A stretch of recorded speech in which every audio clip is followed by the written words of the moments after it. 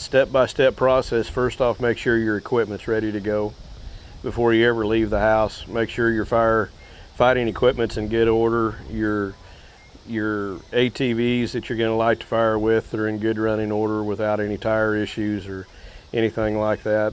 Second off, when you get to the fire, make sure the wind's the right direction, the right speed, and the humidity's, favorable. And then first off, before you ever light the match, figure out how you're going to stop it.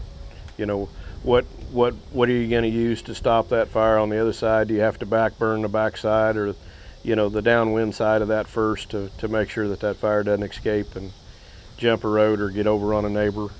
And first off, figure out how you're going to stop it before you light it.